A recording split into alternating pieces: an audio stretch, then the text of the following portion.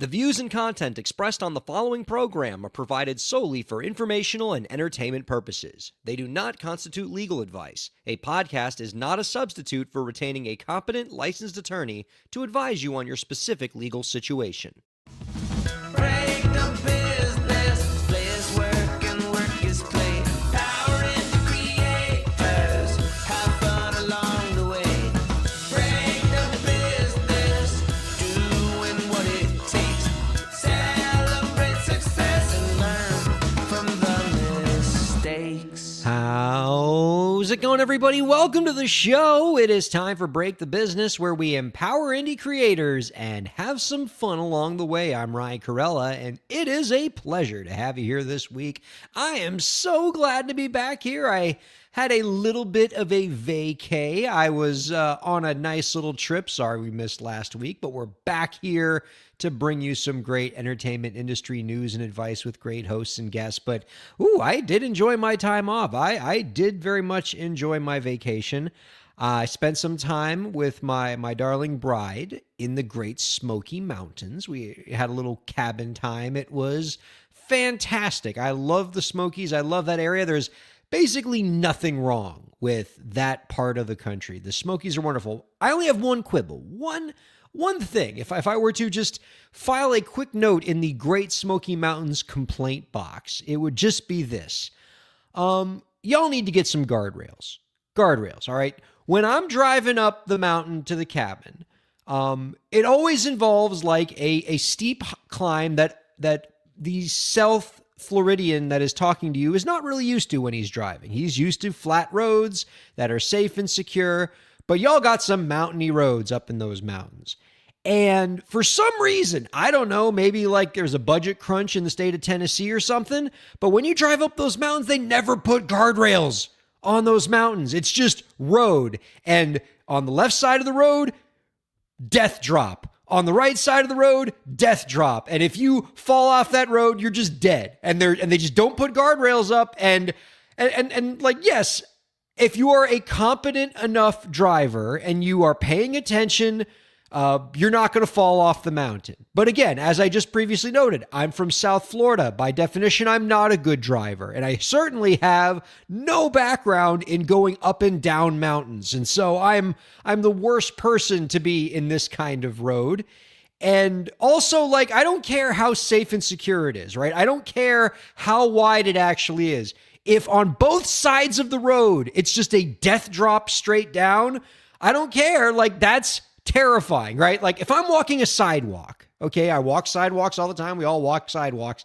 If on both sides of a sidewalk, it was just like a straight drop down to your death, you'd be more terrified, even though you walk sidewalks all the time and you should be able to stay on the sidewalk. Put up some guardrails, Tennessee. That's all I'm saying. Other than that, though, that region of the country is quite lovely. Mwah. Appreciate you, and look forward to coming back to that place on vacation real soon. Excited for our guest this week on the program. We are quite blessed to be joined by JC Sanchez, the founder and CEO of AI native artist management platform Orphic. Among his many wonderful virtues, in addition to being a great entrepreneur, an entrepreneurial champion, has won startup champions, has worked with a lot of great tech companies.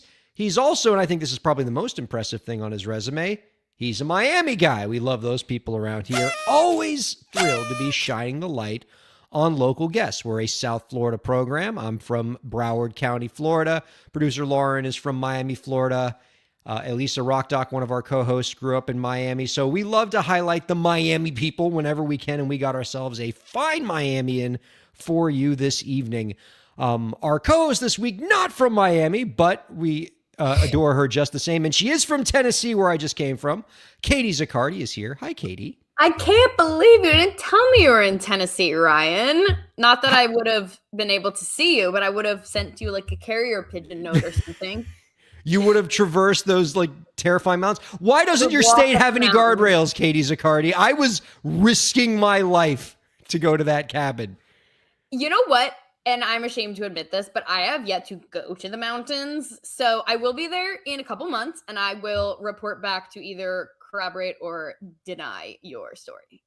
I expect a full mountain report, assuming, of course, you survive, fingers crossed. Because again, just no reason why they can't just put up some guardrails for us South Floridian drivers. And like, I get it. If I was a Tennessee native, like I'd probably handle those roads like a champ. But you know who lives in those cabins way up in the mountains? Tourists. Fair. People who have no training going up and down those mountains. And you need to give us some guardrails so that we can continue to contribute to your state's economy by going to overpriced restaurants. It's funny because I'm going for a friend's bachelorette party and she's like, if you're willing to drive, like I'll do XYZ. And I'm like, yeah, it's not a big deal. Maybe this is why. Maybe I need to obtain more information. Yeah, you don't know what you're signing up for there, champ. Yeah, really I don't. It is just way more dangerous than it has to be. And I want to get your update on the mountains when you have a chance to do it, but I actually want to get your update on something far more important to me right now. So last time you were on the show, Katie, we had a grand old time talking about / making fun of this new movie, One Night Only. To catch the viewers and listeners up, it is somehow a romantic comedy about the very terrifying dystopian plot of some kind of horrifying, fascist world where people are only allowed to have sex for one night out of the whole year, just like J.D. Vance's Paradise. And they decided to make that into like a romantic comedy and not like a post-apocalyptic sci-fi novel, which would make a lot more sense. But Katie, you were gracious enough to actually go and see this movie recently. And so I need to get a full report. My leadoff question being like, how do they make this work? How can a plot that terrifying be made into like a quirky romantic comedy? Oh, we can only have sex for one night tonight. Yeah. And, I had the same question. I've got to give a shout out to my friend Julie because she actually got us free tickets and we went to like a press night screening kind of. And the reason I bring that up is because it was a very interesting audience that I was a part of people who were like there to really pay attention to the movie because a lot of them were going to do write-ups about it and stuff. And you will be surprised. Like, I'm going to tell you right out the gate, we were hooting and hollering in the theater. Like there were moments. There was even a moment where a side character, not one of the two leads, is kind of like, did I mess up this badly? And literally several people in the audience were like, yes. Like, it was like we all had honestly such a good time. It was good. So how do they do it? The thing is, they set the tone right from the beginning that you like know it's going to be a rom-com just because of the energy. Obviously, it's not like creepy energy, and it's also not like in this fascist world we must like they just kind of set the vibe right off the bat that it's going to be camp. Okay. And actually, I will try to not spoil anything, but I will drop this tidbit that the lead female character, her job is to sort of do like vocal for commercials that are parodying songs. So I'm forgetting the first song that they did off the top of my head, but she's basically singing, I think it's Brave by Sarah Bareilles, but she's doing it for like an eczema cream commercial or psoriasis cream commercial. And so it's like, that's like the first scene. So immediately you're dropped into like, okay, this is going to be kind of like silly, goofy vibes. And to the point actually where a second song plays that she's singing, I want to say maybe Maroon 5, but I literally turned to my friend and I said, what is the music supervisor doing? Because this is a choice. Until I realized like, oh no, they're making such conscious choices with the music and with her like parodying stuff that it's adding to the whole vibe. So that was an interesting music thing. They explain a good amount of the questions that you would have, but they do it kind of quickly. It's not like most of the focus of the movie is this love journey that the two main characters go on, and not so much about like how exactly did we get here. But there's no backstory on like the complete democratic collapse that would have had to have happened to allow this like theocratic Christo-fascist state to emerge that regulates everybody being able to do it. Like, not really. They explain sort of the technology of like how they monitor it. They explain also that like one of her best friends is gay, and so the main character is going out and the best friend's like babysitting or something. She's like, you go out, like this night is for the straights because we gays don't have to like deal with this. Oh wait, that's weird. So like this one night, this like weird world that we're in where sex is, or single people are only allowed to have sex for one night a year. That only applies to heterosexual sex. Like the gays have all 365 days to do what they're going to do. The focus, and forgive me for this, but like I guess the focus is really on just like penetrative sex because they have like news clips sort of where it's like the countdown's about to begin and there's like news clips playing where the guy's like, since it's like Tucker Carlson vibes or something, like since we introduced this, like teen pregnancies have gone down to basically nothing, like something about like the population, like it's like things like that they're like, oh, our society has like benefited from that in this way. So it seemed like there was maybe an emphasis on like that type of thing, like they don't like care if you're kissing, and there's really funny signs of like you can do this position but you can't do this position. Oh, God. This part is allowed and this is not. So like that's kind of how they explained it. And they did not say how they got there, but there was also an element of like people acknowledging that they live in a fascist state and that this is crazy and like being against the ban, which it's like they make it seem like everyone is against the ban. So then it's like, how did this ban? Yeah, like how did they lose the vote? I guess is my question. I don't know. I'm not here. I don't have the answers to those questions. But yeah, you kind of just had to suspend disbelief or suspend belief. Suspend disbelief is what I mean. And and just like be in this stupid world that doesn't really make sense for like an hour and a half and then have a good time. Okay, but by romantic comedy standards, like is it a good romantic comedy? Yeah. Wow. I wanted a little bit more payoff, a teeny bit more payoff from the romantic part. Like it's definitely like a slow build, which at points was like, okay, let's get this moving kind of thing. But it was really funny. Like I'm not joking when I say there were several parts where I was laughing out loud in the theater. So yeah, I would say it hit both of those marks. Oh my God.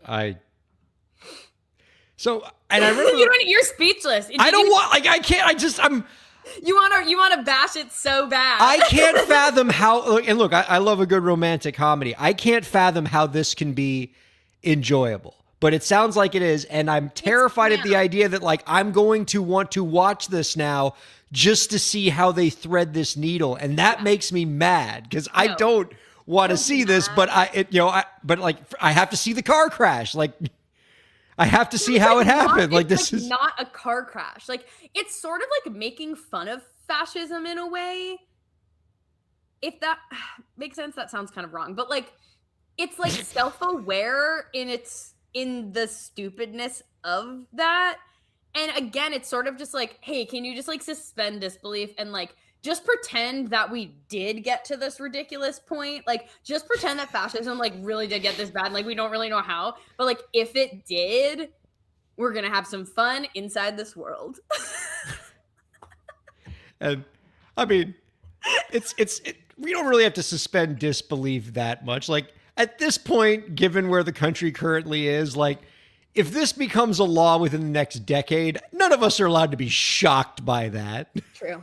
Like, True. I mean, maybe that's how they got there, Ryan. You know? It's like, is it an unlikely policy outcome? Sure. But I'd be less surprised by this law passing than like Medicare for all passing in the next 10 years at the rate we're going. Yeah. But like, I can't believe that's the subject of romantic comedy. It's bonkers. Yeah, it's like so silly goofy, but and I think that's the thing is that like it depends on how you go into it. You know what I mean? And I think I adjusted my expectation real quick when I caught the initial vibe where I was like, oh, okay, this is gonna be like ridiculous. Like there is no undertone of this movie or overtone of this movie that is sincerely like critiquing fascism or setting up in any capacity that this is like a real concern or spooky, scary thing. Like it just is like, okay, yeah, here's the vibe. Let's go with it. But you know what's going to happen though?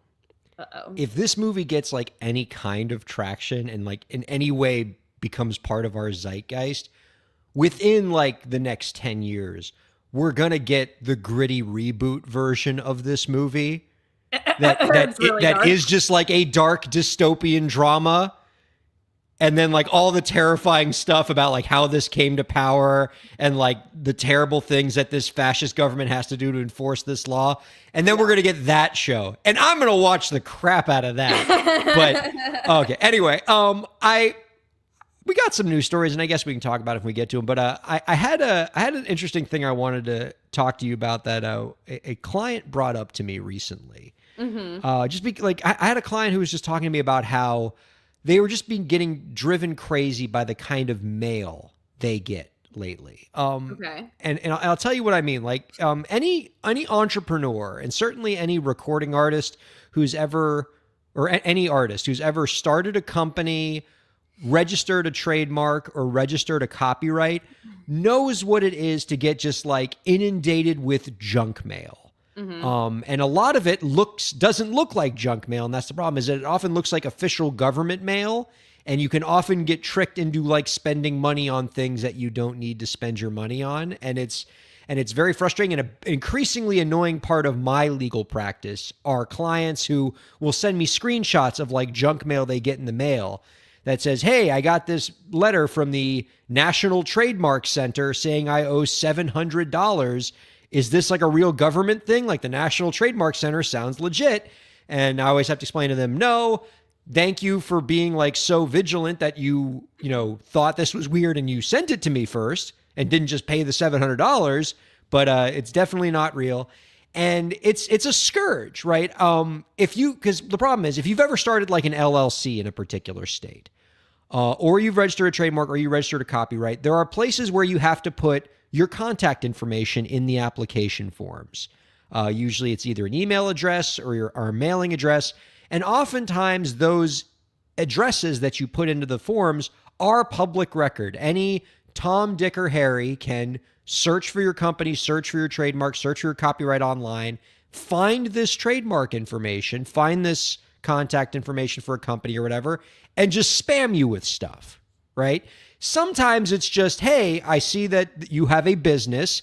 Here are a bunch of products that I sell for business. Mm-hmm. And most of the time you could ignore those because you're like, I don't need new office chairs right now. But the ones that are particularly annoying and can be a real financial drain on entrepreneurs and creators are the ones that look like they're official government documents. And they often advertise things that you have to do to keep your company's status or to maintain your trademark. But they charge like 5 times as much for what it would do to just file it with the government directly, right? Like a lot of states, for example, in Florida, if you have an LLC every year, you have to file for an annual report. To basically tell the state government, hey, yep, I still have this company. I still want to use it. Here's $135. And any person who owns a business in Florida knows that around annual report season, which is from January to May, you get inundated with mail from what looks like official government documents that say you have to file this annual report, which is true, but it will say if pay us $500 to do it or $1,000 to do it. The same thing that would cost you just $100 if you did it directly with the state. But it looks like an official government document. And if you don't know better, you might think, oh, I have to pay this $1,000, $500 fee that the Florida Corporation Center is charging, even though that's not a real thing, right? Mm-hmm. And then you wind up spending a lot more than you otherwise would. Trademarks often have the same problem. And so it's an increasingly annoying thing for entrepreneurs and creators to deal with. And, people often tell me like, what can I do about this? Or are there best practices? Because it's driving me crazy. Do you have any LLCs or copyrights where you find yourself dealing with this, Katie? To be honest, no. My business is a sole prop. So I think I avoid it. Yeah, I think I maybe avoid it in that sense. I mean, I know what you're talking about. Like, I've gotten that before. And actually, JC, our guest, is saying that it happened to him today. So maybe he has some good insight. But um I I have had similar things happen, even just like at work where people are trying to get money, and I always have to like read the fine print. Or even sometimes I'll get stuff that's like, you have to pay this, but then if you look at it, it's like, this is not a bill. This is like a Yeah. potential invoice. And yeah, it's so easy if you're going through things quickly to miss that and then be like, Yeah. oh shoot, I owe money. No. So here's the advice that I can give to people on this. And it's not going to be the most satisfying thing in the world because unfortunately, there's no way to get rid of these like junk mail companies, right? They operate just slightly above the line of legal versus illegal, right? Because they're not committing fraud. They always phrase things in just the right amount of way, but it is a big problem. And so what I tell people is if you get these notices, either because you have a copyright, a trademark, or some kind of business in a particular state that, you know, has to maintain compliance requirements, always look at the fine print, as Katie said, right? If, you know, make sure that it's an actual government document and not something that sounds like a government document, because they'll use names that sound like a government agency, but they're not. And if you look at like the small print in the bottom, it'll say not an official government, whatever. But if you're ever not sure, if you ever have a doubt, you can, you know, search for the thing online and see like what kind of website comes up. Is it a state website or is it a private company? Or don't be afraid to just like talk to any lawyer. Like, I mean, I do this for people who aren't my clients all the time, just because I want to just, you know, make sure that people don't spend money that they don't want to spend, right? If you just ask a lawyer, hey, is this a real thing, before you actually cut a check. The other thing I recommend is the moment that it becomes financially feasible for you to do so, get a post office box for your business mail. Rather than having your mail come to your house, get like a UPS store box or something where your mail goes.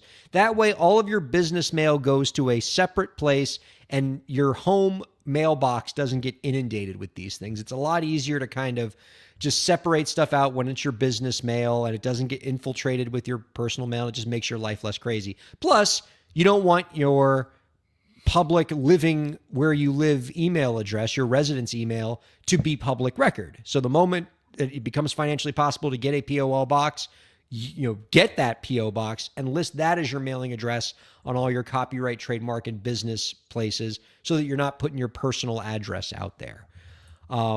Just good best practices. And here's one with the Copyright Office that I can actually recommend. A lot of my clients get burned with copyrights because when you file for a copyright, you have to, provide a bunch of information about your work, right? You have to, tell the title of your work and who the authors are, who the owners of the work are. And there is always a line on the copyright application called rights and permissions. And it says in big letters, optional. And what the rights and permissions section is saying is if you want to leave a contact email or contact address or phone number, where if people who are interested in learning more about your work, maybe they want to license your work, if you want to give them a contact email to reach out to, you can put it in this application. Then when they look up your registration, it'll be right there. It's optional. I never fill it out when I do a copyright registration for a client. And I basically recommend in 99.9% of cases, don't leave a contact number. A lot of people go, oh, rights and permissions. Oh, I should leave an email address there because maybe some music supervisor wants to find out how to license this song I'm registering. If a music supervisor wants to find you, they'll go to your website. Nobody's searching on the Copyright Office database. You know who is looking at that database? A whole bunch of scammers. Where if you put an email address in that copyright registration, you're going to get a bunch of text messages and emails from people who are trying to scam you. And they'll say something like, "Hey, I'm a music supervisor looking to license music. Can you tell me more about it?" And then next thing you know, they're trying to steal your identity or whatever. I don't think there's ever a good reason to fill out the rights and permissions section of a copyright application. I strongly discourage people from doing it.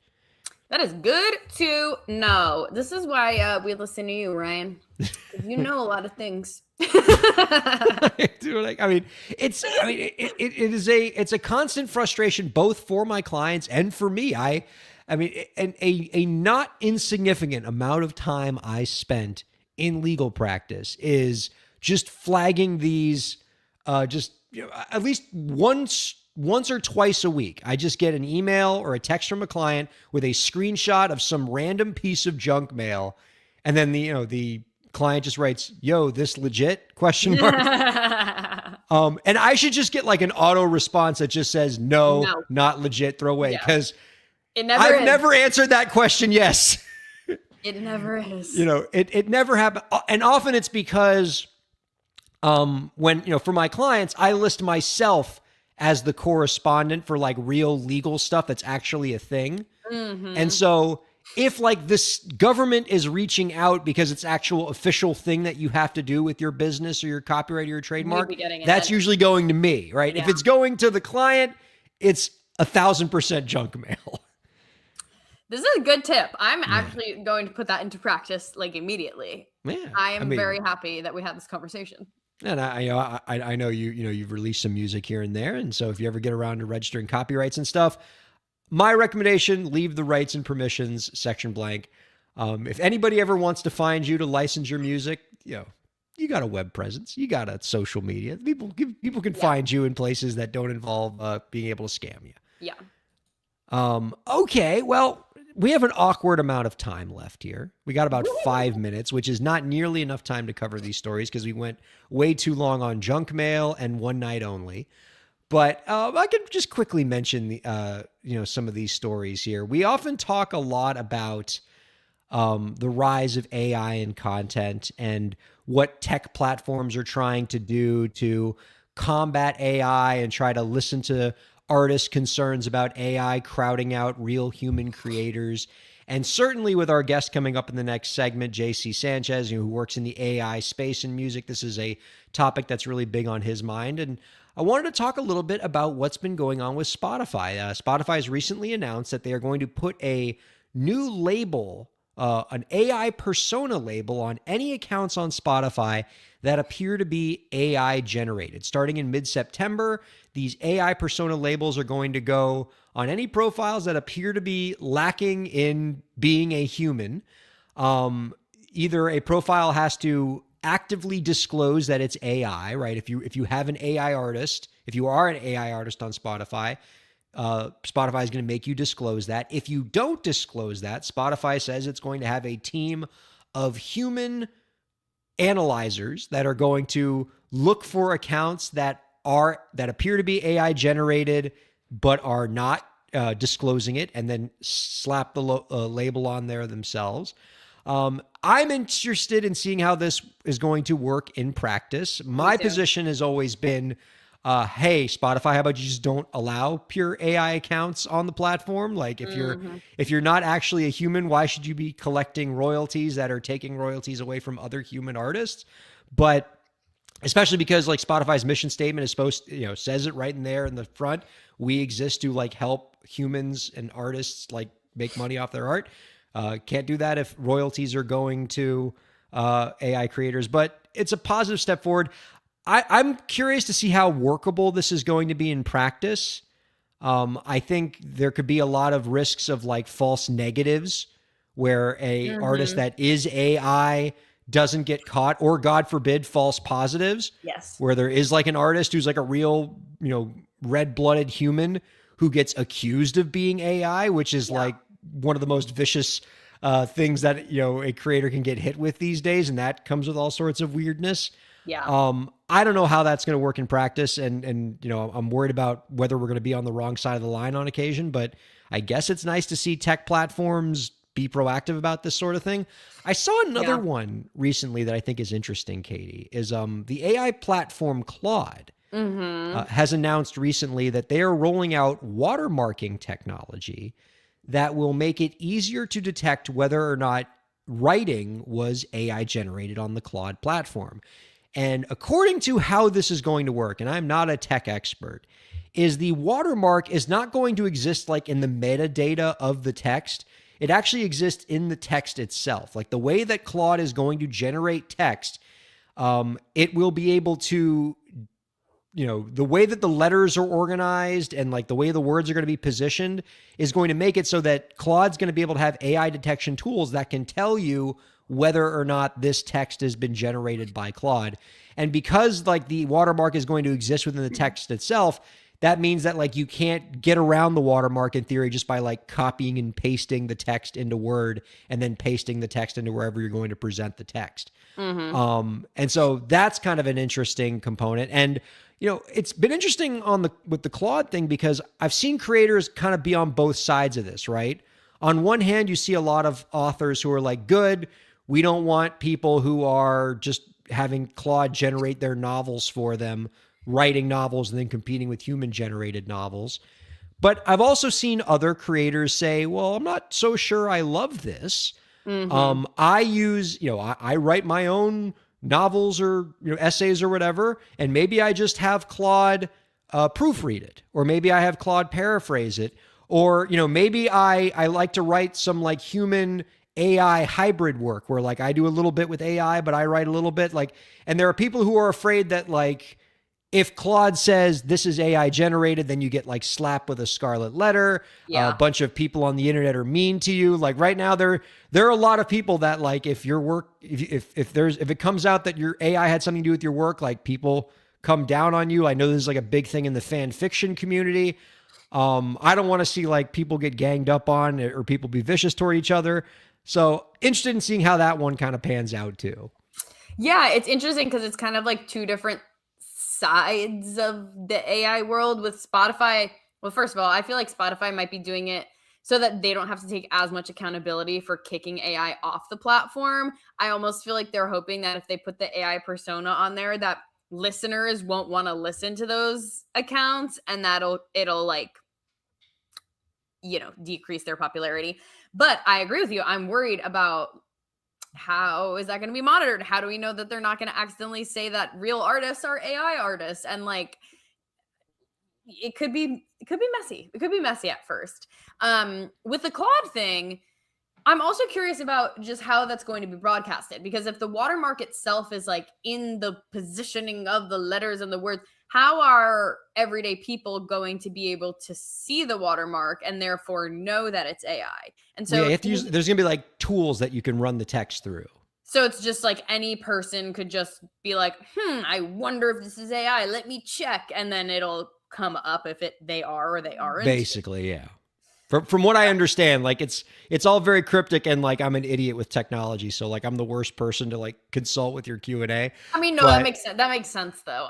Yeah, I'm a little iffy on that one, but at the same time, I think we do need to disclose when stuff is AI. On the other hand, I use it like for my job.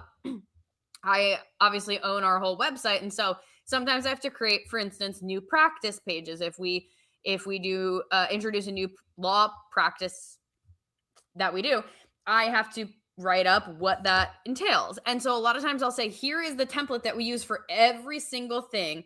Here's the core information. Go and adapt it. And then I'll go in and I'll make edits, but I'm not using it to write like deeply original content, but I am using it to make my life a lot easier in creating like a new webpage copy, for instance. But of course, it's still being monitored by me. But like, do people care?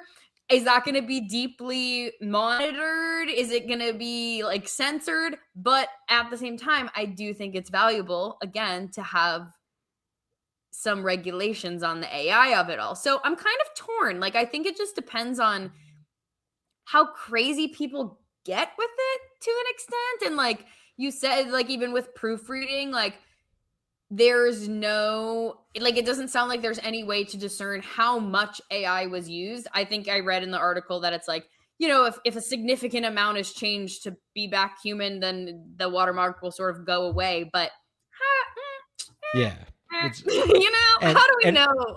And I love that you mentioned like, it depends on how like crazy people get with this. Like, thankfully, people on both sides of the AI debate have been very good natured and not the least bit insane. So I'm not worried. And the this internet is never cruel or crazy. Yeah. In my experience. I mean, it's like I don't, I mean, maybe I'm just like way too like pro-human about this. Like maybe I'm too like Pollyanna-ish, but like I really am not scared of AI in terms of like beating humans when it comes to being creative. Like I'm sorry. Like I've listened to AI music before, like even the stuff that's considered like the best AI music. I've yet to hear like a single piece of AI music that has gotten stuck in my head, that has made me like feel something the way that like human music makes me feel. I just think there's a gulf. And my fear is that we're going to get like so against like the potential of AI as a tool to augment creativity. Yes. That we wind up kind of going overboard with this sort of stuff. Like I think that if used the right way, if you put AI in the hands of really creative people, they're going to achieve even more creative stuff in the way that like all sorts of technology, if you've put it in the hands of creative people, they've been creative with it. And I feel like just, having a culture of just, you just have to disclose it. You can use AI, but you can disclose it. And that makes it okay. Yeah. If people disclose AI, then like the internet brigade destroys them and like is really mean and stuff. Like, you're fake and you stink. Yeah, and you didn't do any of this yourself. Yeah, it just could be a disaster in that sense. And like we don't make people disclose when they use synthesizers or drum machines instead of actual drummers. Like, we've this is the one time where we say, okay, we have to know how the sausage is made. Yeah. But again, here's the only thing. Wait, can I just say one more thing to this argument that I feel like you also would have a lot of thoughts on, which is if part of why I think it's such a problem for people is because of the arguably unethical way in which AI has trained its models, which is by putting things like taking works that are copyrighted or are not theirs to take and like using it to train the model. So I feel like if that wasn't the case, people might not care as much about how the sausage is made. Like if it was just a neutral tool. But I think when you add that aspect into it, it's just like a whole nother layer of like, well, there were no regulations around how these tools were made and trained. And so we don't know if this was made off of like stolen work or whatever, or these people weren't paid for that. And then that's where I think the whole thing is just gets so complicated because we let it get to this point without any regulations. Oh, let's just, you have to put aside the whole, wholesale stealing of just, trillions and trillions of dollars worth of creative product that was created by, because that doesn't help my argument at all. Like obviously we can't mention that, Katie. And Ryan, you have to put aside the fact that we live in a fascist world where you can only have sex for one night in order to enjoy this rom-com. Exactly. Full circle. I fully concede that perhaps we're not the two best experts on this topic that will be on this show tonight. Perhaps we should take a break and bring in JC Sanchez in the next segment, who, actually knows a thing or two about AI and might have some great perspective on all of this. All right, we're going to have JC Sanchez coming up right after the break. Don't go anywhere. Keep checking out Break the Business. Break the Business is presented in cooperation with Ryan A. Kairalla, PA. Ryan A. Kairalla, PA is a law firm providing transactional entertainment legal services, including contracts, business formation, commercial law, copyright, trademark, and more. Ryan A. Kairalla, PA, Miami, Florida. rkpalaw.com.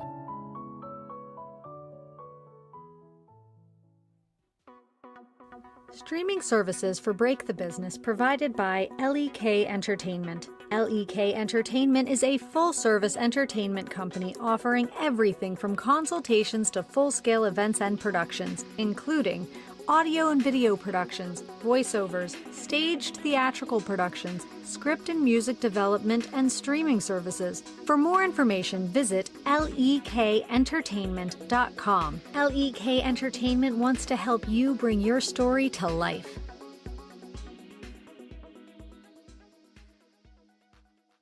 Thanks for supporting Break the Business. If you have a question or topic that you want us to discuss, email us at breakthebusiness@gmail.com. You can follow the host, that's me, on Twitter at Ryan Kair, and you can follow the show at the BTB Podcast. Be sure to subscribe to the show on Twitch, YouTube, and Facebook, and on all major podcast platforms. And now, let's get back to the show. Heading over to the Rotten Tomatoes page of One Night Only, which got a 46 from the critics on Rotten Tomatoes. Slightly less than half of the critics got behind this motion picture, but surprisingly got a 75% audience score. So One Night Only, the people's champion. I'm telling you, if you just see it as camp, it's a nice camp, funny little story. Scrolling around naturally to look for the meanest reviews I can find. Scott Mendelson of the Outside Scoop calls One Night Only an otherwise harmless romantic comedy kneecapped by its gloves off treatment of a frighteningly plausible premise. So that's about right. And period. Well, welcome back to Break the Business, everybody. Ryan Kairalla here with Katie Zaccardi. Speaking of frightening dystopian futures, we can talk more about AI with our and art with our guest this week. He is a Miami-based music strategist turned tech founder who is the founder and CEO of AI native artist management platform Orphic. Orphic won the startup competition at BIME Bilbao in 2025, and you can find out more about our guest's work by visiting orphic.com. We are happy to welcome JC Sanchez onto Break the Business. Hi, JC. Hey, how are you guys? Doing very well. So thrilled that us South Floridians are now outnumbering Katie Zaccardi. Rude. Great to have a Miami boy here. Done good. Want to talk about Orphic, want to talk about your background and everything, but I would be doing the audience a great disservice if we didn't bring you in at least a little bit on the topics that we were talking about right before the break. Spotify announcing that it's going to create these AI persona labels on AI-generated artists' accounts. Claude announcing that they're going to put watermarking technology into Claude-produced text to make it more obvious if somebody is using AI-generated text through Claude. For somebody who works in tech, who obviously knows a thing or two about AI and art, how do you feel about these announcements? Honestly, happy to be Okay. all this technology is moving so quickly that I'm not the one that's going to say oh, we should stop innovation, because I don't think that's necessarily the right answer. But I do think to the point you guys were making earlier, things should be done the right way. There's definitely consent is really important, and managing this as a society intelligently can be done, right?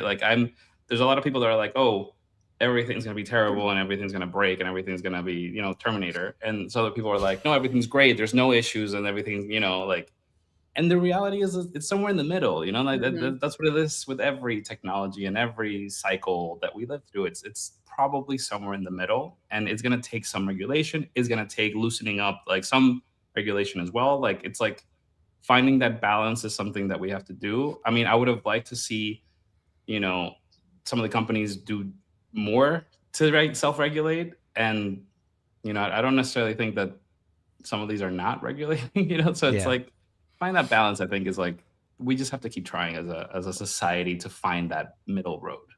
Finding that balance, finding that middle road is a particularly intriguing challenge in your industry, in music, because there are obviously no shortage of tech platforms that have emerged that are trying to utilize AI in some way to solve some problem in the music industry. And these platforms like Orphic are also coming out amongst a backdrop in which a lot of artists are at least skeptical about the rise of AI, or maybe downright fearful about the rise of AI. So your platform is AI powered. It is trying to create an AI powered solution for artists, for an industry that at least has some measure of skepticism of AI. How does your company find that balance? What is your pitch to artists about how AI can be a force of good for them? Yeah. So our tagline that we went with for the company is literally the AI that lets artists stay artists. Because for us, the goal is to leverage this technology so that the human can stay the artist and the technology is augmenting it. You guys were like touching on that point earlier, and like that is the singular focus that we have. So for example, in terms of AI, like we don't train with like artist data, artist music. Artists can actually submit their songs for the AI to listen to, and it's not so, it's not to train, it's so that the AI is actually contextualized and what is this song, what is this artist making, what are the lyrics, what is this artist trying to speak through the art and through the music. And then like we give recommendations on content strategy, world building, communication with fans, and it's trying to help leverage AI for the more the productivity angle that honestly, like we've talked for so many years in the industry, especially on the independent side, of like how much weight has fallen on artists to like self-manage and run every aspect of the business themselves without the infrastructure that historically artists had when they had big teams because there was more money in the industry and all these things. And that I see the potential for these tools to do this. I mean, the inception of Orphic for me came when I was working with an artist, and it had taken him 2 3 weeks to write a newsletter, and he just hadn't done it yet because he has kids, he had like a life, like Yeah. he's like doing other things with his time that are arguably more important than writing this newsletter. But it's still important because it's obviously direct to fan communication, and we know how important that is as well. And it was like, if we do like a really good prompt and really good context management with some samples of your writing, I think we can get like ChatGPT to like write a rough draft of your newsletter if you just send a voice note. Like, and so it not sounds generic and it not sounds like, slop, right? And that's what we did. And that's where for me it started, like learning how to use these tools and leverage it so he doesn't have to learn how to do all this stuff, right? And that's what the platform does, right? Like that's what we do. Like it's taking the technical side of how to get the best out of AI. So like for him, and instead of like spending 2 3 hours or however long it takes for him to sit down and like write the newsletter blast, now he can do it in 2 minutes, right? And that's 2 3 hours that he can go play with his kids, that he can like go take a nap, that he can just maybe do nothing, because sometimes creativity requires you to just live your life and just be. And I think that's the promise. At least that's what we want, is to give artists time back, to take some of the load off using this technology. And back to the AI point, like we do cloud providers for all the agents and all the things that we do in the back end. So no one's training with any of the data that we're using. We are not trying to look out for like a lot of artists and labels and managers be like, oh, you're using our data to train marketing strategies for other artists. It's like, no. like I'm using whatever the best model is for the task and trying to help you leverage it in the most non-technical way possible, so that you don't have to do prompt engineering and you don't have to do context management and all of these things. Can you give me can you give me a couple more like specific use cases? Like you gave us a good one there with the newsletter, but specific use cases of how other ways that artists can use Orphic. Yeah. Probably the top use case that we have right now is the question every artist like struggles with most days, which is what do I post today? Right? Like every day you have to post something, right? Content is what drives this engine. I have lots of feelings and thoughts about that as a concept. Having worked at Meta and worked at Sony and like all these, I've worked independent labels. Like I've been working artist development and audience development my whole career. And honestly, like that question is really hard for everyone, whether you're really small and starting, or you're really big and started a long time ago, or you're signed to a major or not. Like it doesn't matter. Every artist today is dealing with this question of like, what do I post today? What do I post tomorrow? And like Orphic is really good at helping artists like identify the misalignment in their content strategy in a way that it's inhuman, to be like quite literal, because it's like it would take me so much time as a strategist to like figure out to give them this content plan. But like this agent will literally take like your artistic vision, your lyrics, and the captions that you've written for your post, and find the alignment and misalignment in what you're saying. So we've had artists create viral content, but it's not because we're giving them trends to do or viral sounds to use in their in their videos. It's actually because like their content starts being so authentic to their vision and to their music that it starts resonating, and then the algorithms just run with it, which is like super fun to see, because it's like, look, we're not finding some secret. It's just we're just helping you tell your story better through AI. Well, let me ask you about using AI to help you with posting on social media. I'm all for freeing up time for artists, and honestly, like it can be a real time suck to just, have to throw yourself into social media posts.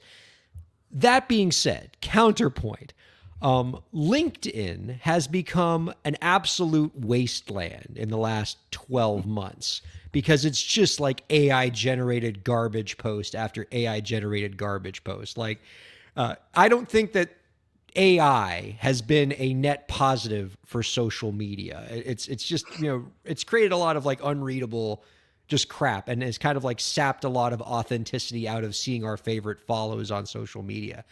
I assume that that's a problem that you're well aware of and, try to address. And so like, is that something that like Orphic tries to be cognizant of when it create social media AI powered solutions for artists, so that we don't just get like one more artist like posting AI generated crap? Yeah.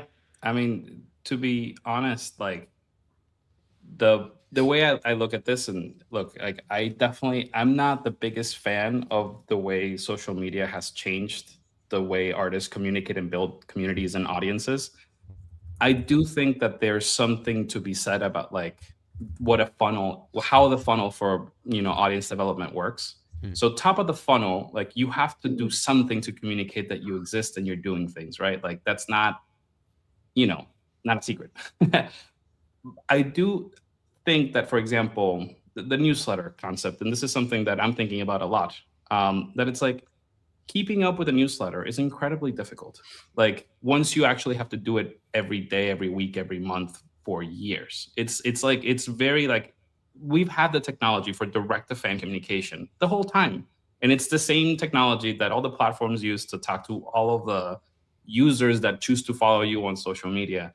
So for sure, like I don't think artists or like to the LinkedIn, like to the LinkedIn example, it's like I don't think that people should just be making content for the sake of making content. Like you should be building an audience. You should be telling a story. You should be connecting the like the art that you're making needs to connect with like how people like that top of the funnel, right? They're discovering you, so like you have to make sure that they're entering the funnel the right way to create that sort of relationship and to discover the music, and hopefully they stay because they love the music, and now you're creating an audience. I do think that there's new spaces and technology that AI is going to enable that are going to be separate of the top of the funnel. I don't know that we're going to fix the top of the funnel in LinkedIn and TikTok and Instagram. I have my own personal opinions about where I think this is going. I do think we're going to see more micro communities and things of that nature. I think there's a lot of startups actually that are very much thinking in that direction. And I think that is where we're going to go. And you can see it in how people are feeling like they want more analog, they want more, smaller, less algorithmic spaces. I think I saw a headline the other day that they're thinking of relaunching MySpace as an anti-algorithm social media platform. I now did see that, yeah. And then like, I mean, it sounds not crazy. And it's like, I personally love that idea of like, yeah, I rather have a chronological feed and not an algorithmic feed again. I really enjoyed that era of social media. And if it's left space of my friends and like things that I'm interested in, and it's just not like, even if like it's time for monetization, like I have mixed feelings about some of the platforms starting to charge for organic reach, right? Like I've never really been a fan of it personally, but it's like, now it's like, okay, but if we're going to all go to a subscription model for social media, can't we go to a place with like literally no ads and like literally no like crazy algorithms? Like that sounds way more interesting to me. And I think to fans as well, like when you find an artist that you love and you want to support them, like how easy is it for that artist to keep up with 1,000 people or 10,000 people or 1 million people? Like management of that many people from like, I mean, obviously like there's like the pure communication angle of like, what do you tell them every day, every week, every month? but also the technical stuff, like having a newsletter. You have to, there's spam permissions, like obviously the EU has a lot of laws around like how you manage the data of users. Like all of these things, I think, are things that technology can have solutions for. Like, and I think we have the ability to build those things now. That, you know, music is a niche industry in tech at the end of the day. So I do think that like we're gonna get better tools to do what we know needs doing, because at the end of the day, artists drive culture, and artists are not gonna go away. You guys were talking earlier about like, you know, with the Spotify, like what's going on with the AI persona stuff. It's like, look, like if the platforms are doing stuff like this, is because they have data and research that's telling them that this is the right call and this is what their users like want. You know, like, so if they're, you know, I don't know. Like, I personally don't like when I get an algorithmic suggestion of an AI song, personally. You know, like, so we'll see. Yeah.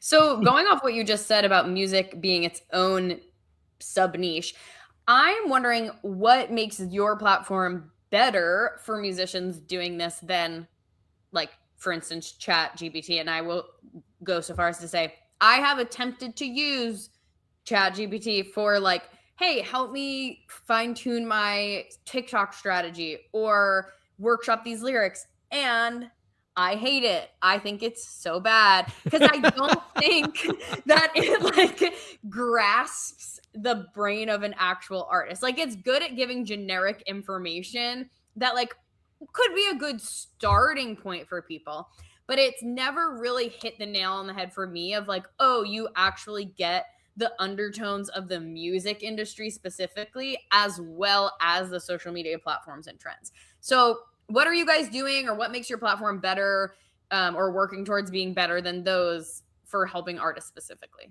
I love that you asked that, because it's exactly why we have a business model. Perfect. Yeah, no, the issue isn't the LLM itself. Like, these LLMs are incredible, like technology innovations, like in what they can do when prompted right, when managed right, when contextualized right, like all these things. We know the potential is there. And if you have a really long conversation with Chat or with Claude or with Gemini, you eventually can get to something that resembles usefulness. Like, but you have to do a lot of like prompting and putting lots of things and telling it, no, you're wrong, stop it, oh no. Exactly. Yeah. Like, you have to fight with it. So what we do is that we handle all that technical back and forth for you. So like me, for example, when I was a label manager, I was, you know, when I had to do a marketing plan, it would take me, I don't know, 5-6 hours from scratch to a fully finished marketing plan where I'm really happy with it. And it's like, okay, like here I can send to the management, I can send to the rest of the departments in the label, blah, blah, blah. If I had ChatGPT back then, I'm pretty sure it would have taken me 30 minutes to do a somewhat decent marketing plan. And Orphic does it in like 2 minutes. Like the same quality of plan that I would have done 3-4 years ago, it just does it in less than 2 minutes. Because again, all the prompt engineering is done for you. All the context management, like I'm teaching it everything that I know. And I'm also introducing like opinions about the industry from my experience, which is quite unique. Like not everybody has gotten, you know, I feel very privileged that I've gotten to work at Spotify and Meta and Sony, and I've worked with independent artists and management, like all this, like I have this really weird bag of experience in a very short amount of time. And our agent knows this. So it's like, if you talk to, you know, to Meta, like they might suggest that like, hey, like you should use our broadcast channels here and there.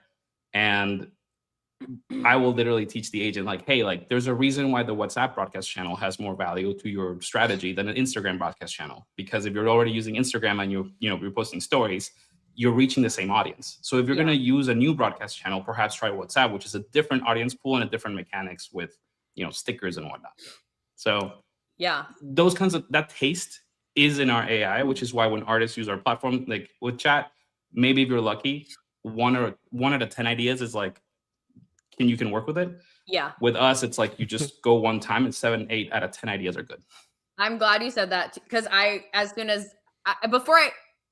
let me start from the top. After I asked the question, I remembered that last night I was literally doing this because I wanted to rewrite my music bio on my website.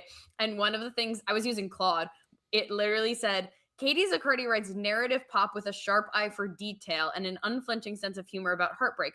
Her sound draws from pop and other influences and a genuine love of a well-placed detail. And I literally responded, what's with the mention of detail twice?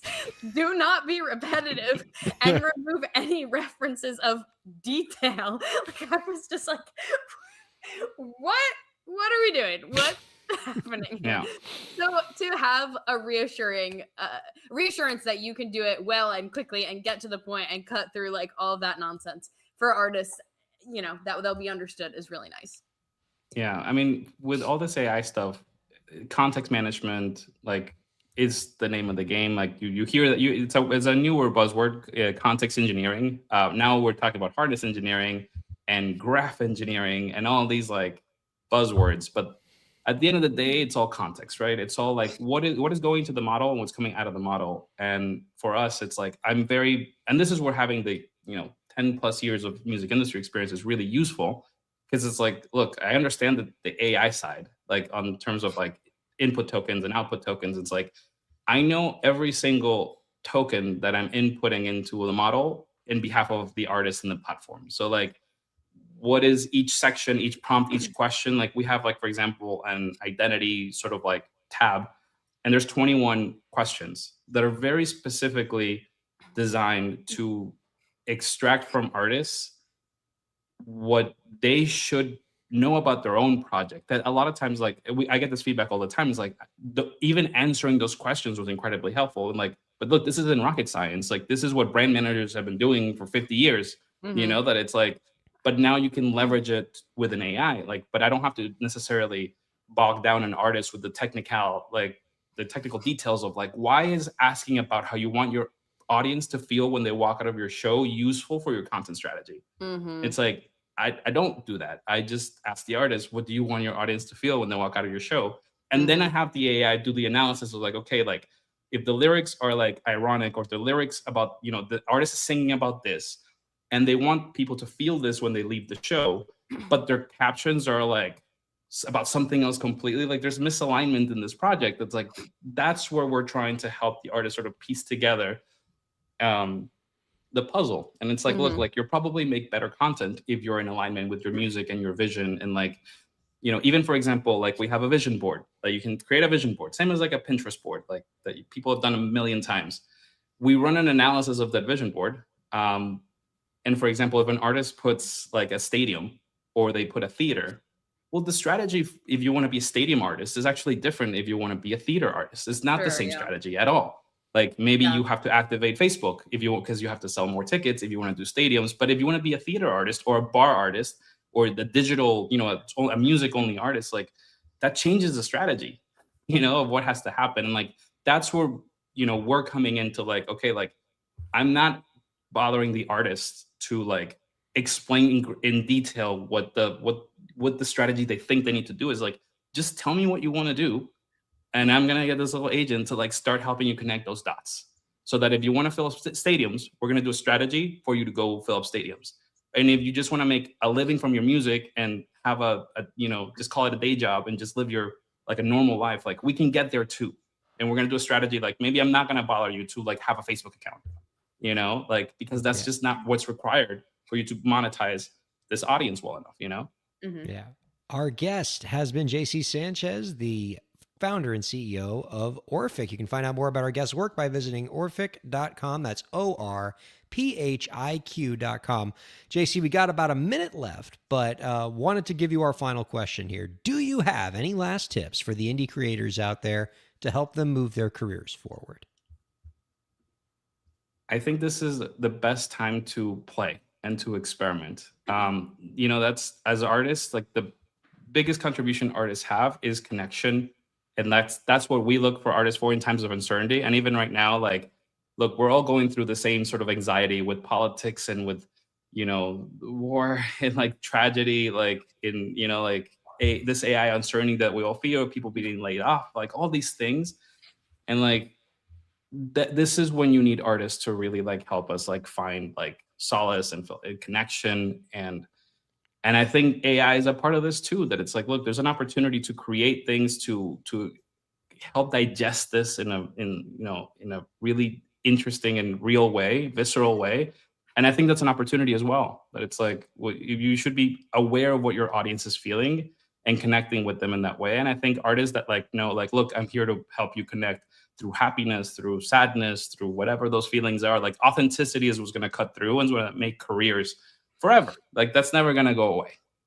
Well, and certainly we love folks who are trying to use technology to help artists be more authentic rather than to take authenticity out of the industry. So we're appreciating the work that you do there, JC. Our thanks to JC Sanchez and Katie Zaccardi. Our thanks to producer Lauren. And our thanks to all of our viewers and listeners for checking out Break the Business. We'll see you next week. Break